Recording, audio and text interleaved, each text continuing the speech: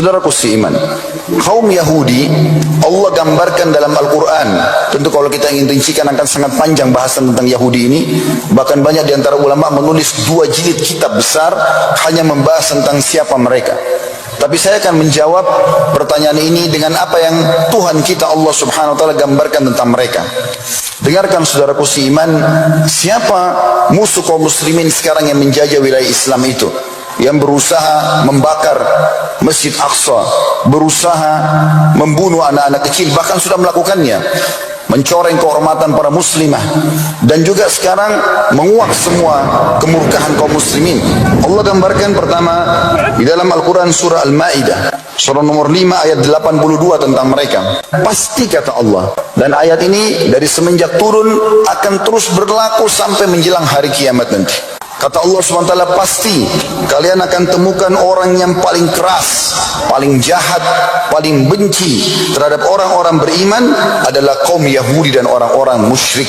Allah sudah memastikan memang permusuhan mereka abadi kepada kaum muslimin. Demikian juga teman-teman sekalian, orang Yahudi inilah yang Allah gambarkan. Bukan hanya manusia saja yang mereka berani untuk menantang, membunuh, merusak citra mereka. Mereka berani melampaui batas sampai mereka berani menghina Allah. Allah gambarkan dalam surah Al-Ma'idah, surah nomor 5 ayat 64. A'udzu billahi minasyaitonir rajim. Wa qalatil yahudu yadullahi maglula gullat aydihim wa lu'inu bima qalu. Mereka mengatakan tangan Allah terbelenggu, seakan-akan menggambarkan Allah itu pelit. Mereka berani mengucapkan, dan Allah kekalkan dalam Al-Quran itu. Ketahuilah justru tangan mereka, kata Allah, yang terbelenggu, dan mereka dilaknat terhadap apa yang mereka katakan itu.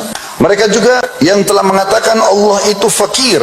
Bukan cuma manusia mereka melalui, mereka langgar haknya. Allah sampai cita mereka berani mengatakan yang menciptakan langit dan bumi, yang setiap hari menyiapkan untuk kita udara, oksigen yang kita hirup, cahaya matahari, bintang-bintang di malam hari, dan sekian banyak fasilitas yang Allah berikan dari hewan-hewan, tumbuh-tumbuhan, segala macam hal di muka bumi ini, mereka mengatakan Allah fakir.